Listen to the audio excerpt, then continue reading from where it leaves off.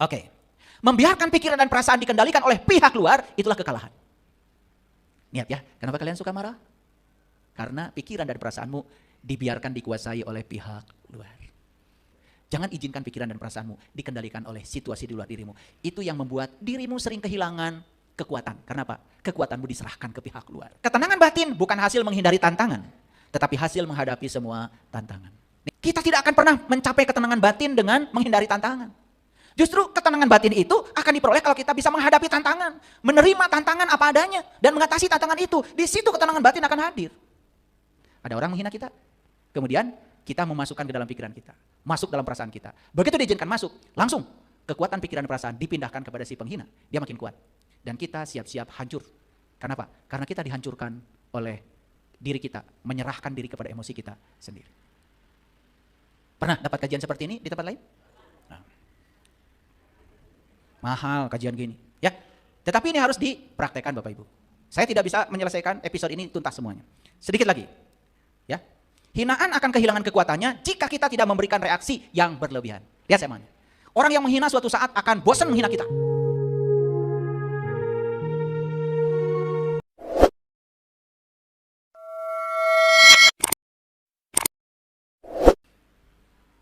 Lanjut. Oke. Membiarkan pikiran dan perasaan dikendalikan oleh pihak luar, itulah kekalahan. Niat ya, kenapa kalian suka marah? Karena pikiran dan perasaanmu dibiarkan dikuasai oleh pihak luar. Itu aja sebetulnya. Ya, gitu. Sekarang pikiran dan perasaanmu milik siapa? Milikmu.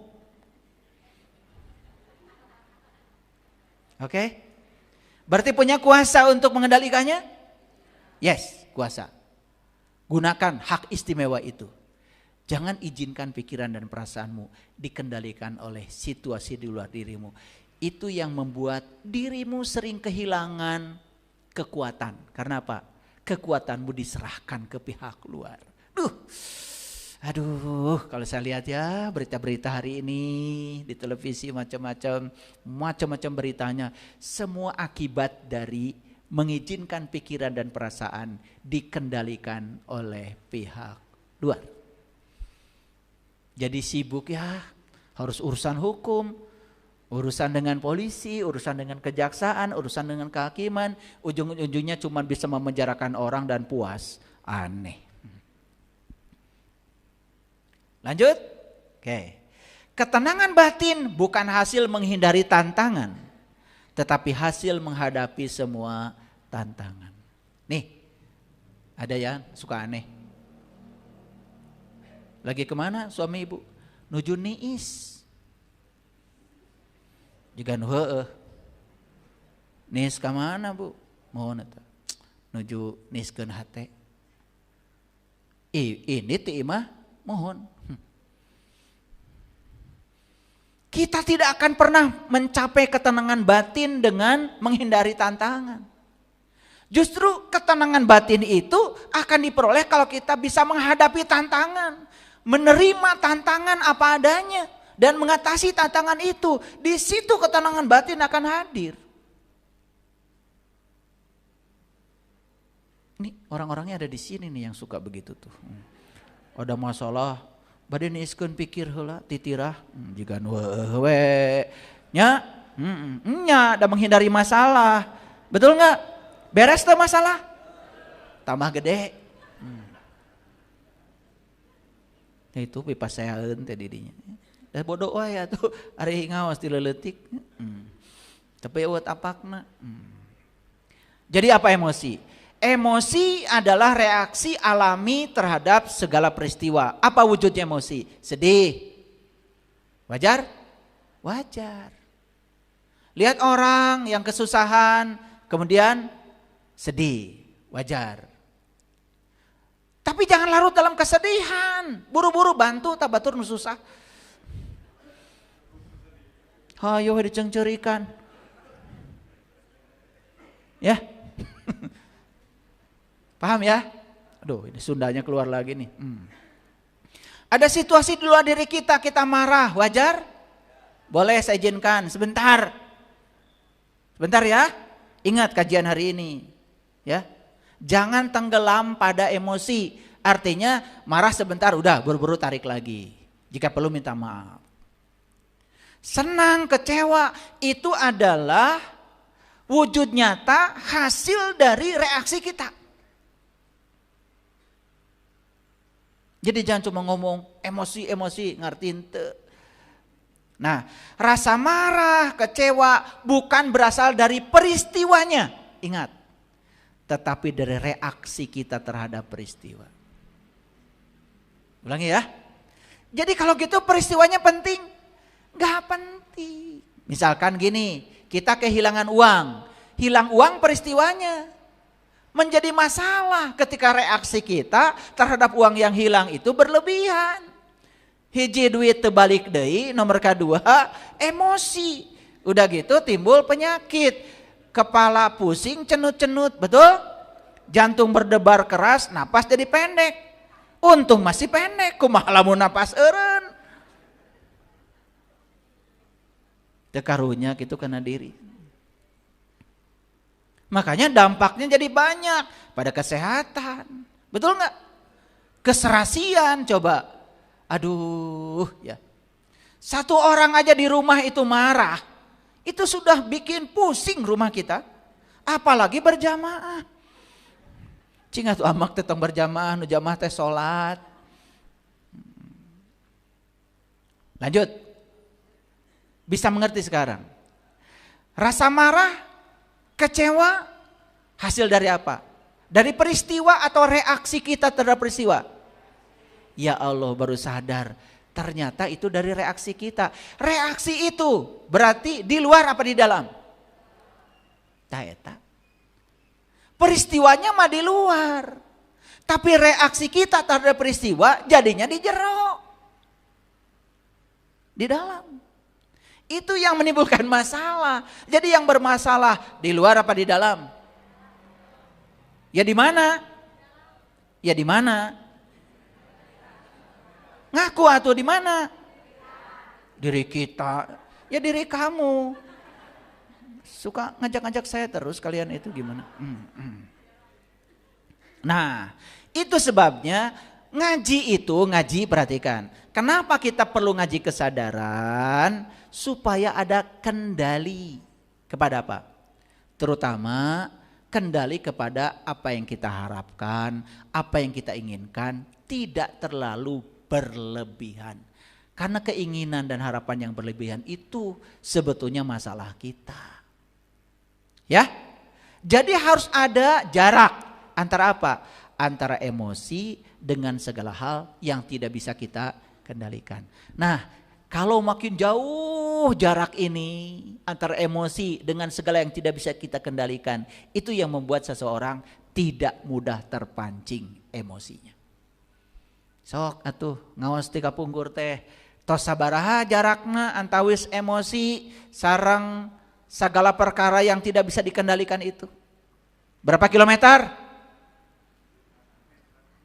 1 meter? Pantes. Makanya kita jadi sumbu pendek. Nah, disebut sumbu pendek itu jarak antara emosi kita dengan segala sesuatu yang tidak bisa dikendalikan terlalu dekat. Padahal yang tidak bisa dikendalikan di luar kendali kita. Akibatnya apa? Lelah ya. Kita coba mengendalikan segala situasi yang jelas-jelas tidak bisa dikendalikan. Tapi kita lupa mengendalikan pikiran, perasaan dan sikap kita sendiri. Itulah neraka, naraloka. Nah itu artinya api, ra itu radiasi dari api, loka lokasi. Makanya kita selalu terkena radiasi dari api. Lokasi terkena radiasi dari api oleh orang tua kita disebut naraloka. Naraloka disingkat jadi neraka. Tuh, kalian udah ngomong neraka juga ngerti enggak? Jadi neraka tuh kahebos bahasa Inggris. Ya? Paham ya? Nah, sini. Berdua. Sini. Berdua. Berdiri. Nah, namanya siapa? Pak Ateng marah-marah sama Pak Sopyan. Pak Ateng api bukan? Api, sudah mengoborkan api. Namanya orang marah, mulutnya monyong, matanya melotot, keluar dari mulutnya kata-kata yang menjijikan. Betul? Itu. Kebayang ya? Bayang. Nah, berarti dia sedang mengobarkan api. Api kemarahan. Dia sudah jadi neraka nih. Sudah jadi neraka. Kenapa jadi neraka? Karena dia di sininya tidak ada ruang untuk menerima yang tidak dia inginkan. Dia hanya menyediakan ruang di otaknya menerima yang dia inginkan saja. Marah kan? Itu. Ada reaksi pikiran dan perasaannya terhadap situasi. Nah, jadi ini sumber api. Itu namanya. Mana ra-nya? Ra itu lewat mulut yang monyong tadi. Lewat mata yang belotot. Lewat keluar mulut-mulut dari kata-kata yang menghina. Itu ra itu. Radiasi dari na. Nyampe enggak sama Pak Sopyan? Nah, Pak Sopyan punya hak istimewa. Punya hak istimewa. Mau membalas atau tidak. Kalau bisa mengendalikan emosinya, reaksi Pak Sopyan biasa-biasa saja. Karena punya pertahanan yang kuat. Itu namanya surga. Tapi Pak Sopyan tidak nerima. Malah Pak Sopyan juga jadi balik marah. Berarti Pak Sopyan jadi kahebos. Jadi nak yang baru. Karena terkena ra dari sini. Nah, lokasi terkena ra dari na itu naraloka. Karaos, teh tanaraka teh. Nih saya tahu ya kalian ini suka kahebos. Nah, ketika kalian kahebos dan mengizinkan kahebos, itulah naraloka. Nah, ini menghebos yang baru lagi. Nular neraka itu. Gitu?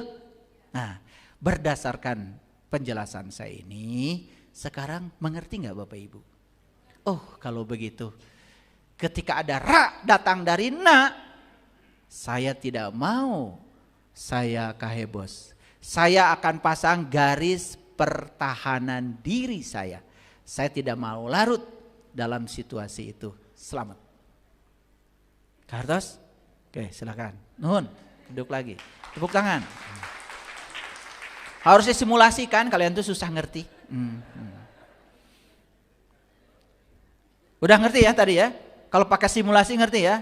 Nah, cuman susah tadi saya mau bikin Pak Ateng marah. Itu simulasinya keterlaluan. Oke, lanjut. Jadi harus ada apa? Kendali. Pada apa? Terutama kendali kepada harapan dan keinginan yang berlebihan. Gini, Bapak Ibu, lihat saya semuanya. Kan ibu-ibu yang suka marah ke suami, itu karena kalian punya harapan dan keinginan yang terlalu berlebihan. Ketika suami tidak seperti yang kamu harapkan, kamu jadi marah. Paham ya? Nah, jadi kamu sedang menciptakan sumber nara. Sumbernya tuh nanti menghebos sama suami. Ya, suami yang kahebos kemudian menimbulkan neraka baru. Nanti menghebos lagi kamu. Nanti yang kahebos anak-anak semua gitu. Sering terjadi. Nah, sekarang makanya lawannya neraka mah cuma satu. Lawannya api itu adalah air. Makanya belajar ilmu-ilmu kesejukan. Bukan ketika marah di banyur kucai, da moal eleh. Betul nggak? Di banyurnya sama ilmu, sama kesadaran. Sering-sering datang ke sini, dicas di sini. Ya, gitu. Makanya mungkin ada yang merasa berubah. Lah, saya baru 2-3 kali datang ke sini kok sekarang jadi lebih sejuk sedikit. Biasanya marah 100 kali sehari jadi 99, bagus. Ya, itu sudah kemajuan. Ya, daripada jadi 101, coba. Ya, paham ya? Menjaga jarak antara apa? Emosi dengan segala hal yang tidak bisa dikendalikan. Ya, oleh karena itu dengan menjaga jarak kita tidak akan mudah terkalahkan. Jadi apa artinya kalah? Kalah itu bukan melumpuhkan orang yang di luar diri kita. Tapi kalah itu kita menyerah pada emosi kita sendiri. Jadi yang kahebos tadi itu berarti dia menang apa kalah? Kenapa kalah? Dia mungkin saja bisa membunuh orang. Mungkin saja dia bisa melumpuhkan situasi di luar. Tapi dia sudah kalah. Kenapa? Dia sudah menyerah pada emosinya. Lihat saya semuanya. 2 orang berantem. Yang satu masih hidup. Yang satu sudah mati. Yang mati ini ya karena dilumpuhkan oleh dia yang ini. Apakah kita bisa mengatakan orang ini yang membunuh ini menang? Tidak. Justru dia sudah kalah. Karena dia menyerah pada emosinya sendiri. Dan itu menyebabkan dia membunuh orang lain. Pasti ada akibat yang kedua, yaitu akibat hukum. Tuh, eta nu disebut kaduhung teh.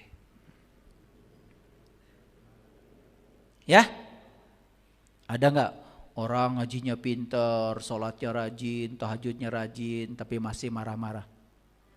Siapa itu? Nah, tong nuduh ka batur, ya. Ya. Tong sok nyawang kanu anggang. Ya. Tong sok nuduh kanu jauh.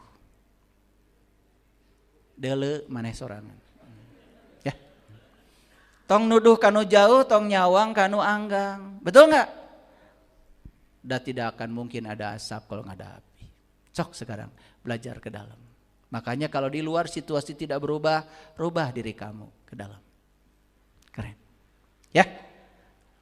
Jadi jangan biarkan emosi terbawa arus. Nah, emosi itu awalnya cuma reaksi kecil. Tetapi kemudian terbawa arus. Itu yang menyebabkan emosi tidak terkendali. Ketika emosi tidak terkendali, kita sudah kalah. Oleh siapa? Oleh situasi yang di luar diri kita. Yang jelas-jelas tidak bisa kita kendalikan. Itulah sumber utama penderitaan. Yuk sekarang kita tanya. Menyerah pada emosi atau mengendalikan emosi? Yes. Bagaimana caranya mengendalikan emosi? Lihat saya semuanya. Ketika emosi terpancing, jangan lupa. Duduk dulu yang tenang. Tarik napas yang dalam. Tarik napasnya hitungan 4. Tahan napas hitungan 7. Buang napas hitungan 9. Itu satu-satunya cara menjaga jarak antara emosi dengan situasi yang di luar. Coba gitu aja. Kalau Bapak Ibu ada sedikit kekesalan, sedikit kemarahan, masuk kamar, duduk sebentar. Rileks saja. Pejamkan mata, tarik napas yang dalam. Hitungannya tarik napas 4, ya. Tahan napas 7, buang napas 9. Kenapa buang napasnya harus 9? Supaya ada restan. Supaya ada bati. Tarik napasnya 4, buang napasnya 9, batinya 5. Itu yang disebut dengan jeda. Makanya buang napasnya lebih lama. Coba rasakan. Tahu-tahu plong aja. Nah setelah plong itu nanti akan kecanduan. Bahkan cari piomongan. Ya. Iya, saking merasa bahagia bisa mengendalikan emosi, malah cari piomongan. Hayang amak. Nah hati-hati suatu saat kalian tidak bisa marah. Keren. Gak bisa marah lagi sekencang apapun tantangan dari luar. Jadi tekanan dari orang lain harus dikendalikan dengan bijaksana. Hinaan dan celaan dari orang itu tidak penting. Karena yang penting bagaimana reaksi kita. Setuju? Oke. Hinaan akan melukai kalau kita memberikan kekuatan dan kendali kepada si penghina lewat pikiran dan perasaan kita. Lihat saya semuanya. Ada orang menghina kita. Kemudian kita memasukkan ke dalam pikiran kita. masuk dalam perasaan kita. Begitu diizinkan masuk, langsung kekuatan pikiran dan perasaan dipindahkan kepada si penghina. Dia makin kuat. Dan kita siap-siap hancur. Kenapa? Karena kita dihancurkan oleh diri kita, menyerahkan diri kepada emosi kita sendiri. Pernah dapat kajian seperti ini di tempat lain? Nah. Mahal kajian gini, ya. Tetapi ini harus dipraktekkan Bapak Ibu. Saya tidak bisa menyelesaikan episode ini tuntas semuanya. Sedikit lagi. Ya. Hinaan akan kehilangan kekuatannya jika kita tidak memberikan reaksi yang berlebihan. Lihat saya mau. Orang yang menghina suatu saat akan bosan menghina kita. Dan hinaan dia akan kehilangan kekuatannya. Kapan? Ketika kita tidak bereaksi apapun. Keren. Ada yang tanya sama saya, ayah gimana caranya supaya orang lain gak menghina saya? Tidak ada cara.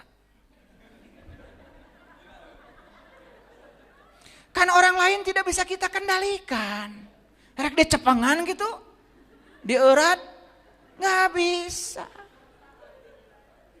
Tapi kalau pertanyaannya, gimana caranya supaya saya tidak terhina oleh orang lain? Ada caranya. Gimana caranya? Jangan ditanggapi, jangan bereaksi apapun. Ketika tidak bereaksi apapun, dia akan kehilangan kekuatannya dan suatu saat bosan tadi.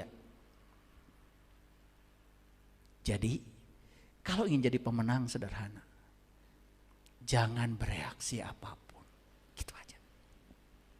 Sudah dikasih ya ilmunya ya? Mindfulness. Tarik 4, tahan 7, buang 9. Kita perlu menempatkan reputasi. Tapi reputasi jangan ditempatkan di puncak nilai. Jangan reputasi kita ditempatkan di atas Tuhan. Moralitas, integritas, kehormatan, yes, perlu. Tapi jangan tempatkan itu di tempat yang lebih tinggi, di puncak, jangan. Jangan itu. Ya. Reputasi tidak bisa kita kendalikan. Jangan terus-menerus menjadi orang munafik, ingin dipandang baik sama orang lain, ingin dipandang hebat sama orang lain dengan mengorbankan nilai, moralitas, harga diri kita. Jadi kesimpulan dari kajian hari ini.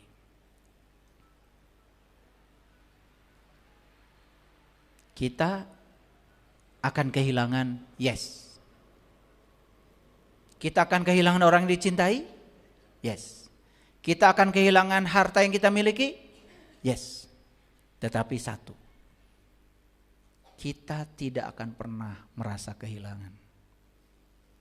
Kalau inti terdalam kita sudah berkesadaran. Terima kasih. Assalamualaikum warahmatullahi wabarakatuh.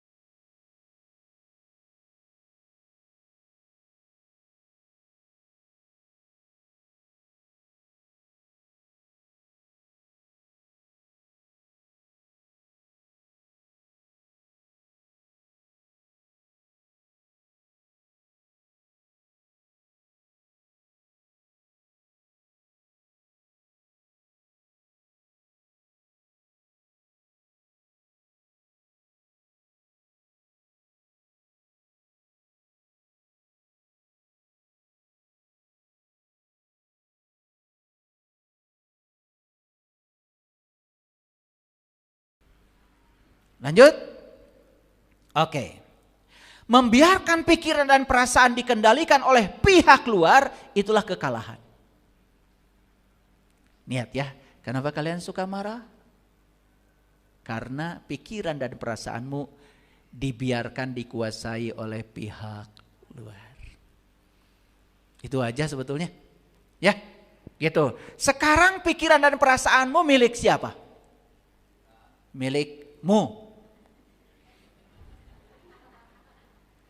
Oke? Berarti punya kuasa untuk mengendalikannya? Yes, kuasa.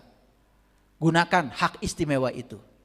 Jangan izinkan pikiran dan perasaanmu dikendalikan oleh situasi di luar dirimu. Itu yang membuat dirimu sering kehilangan kekuatan. Karena apa? Kekuatanmu diserahkan ke pihak luar. Aduh, kalau saya lihat ya berita-berita hari ini di televisi macam-macam beritanya. Semua akibat dari mengizinkan pikiran dan perasaan dikendalikan oleh pihak luar. Jadi sibuk ya, harus urusan hukum, urusan dengan polisi, urusan dengan kejaksaan, urusan dengan kehakiman, ujung-ujungnya cuma bisa memenjarakan orang dan puas. Aneh. Lanjut. Oke. Ketenangan batin bukan hasil menghindari tantangan, tetapi hasil menghadapi semua tantangan. Nih, ada yang suka aneh. Lagi kemana suami ibu? Nuju niis. Juga niis kemana bu? Mohon eta. Nuju niiskeun hate. Ini ti imah mohon. Kita tidak akan pernah mencapai ketenangan batin dengan menghindari tantangan.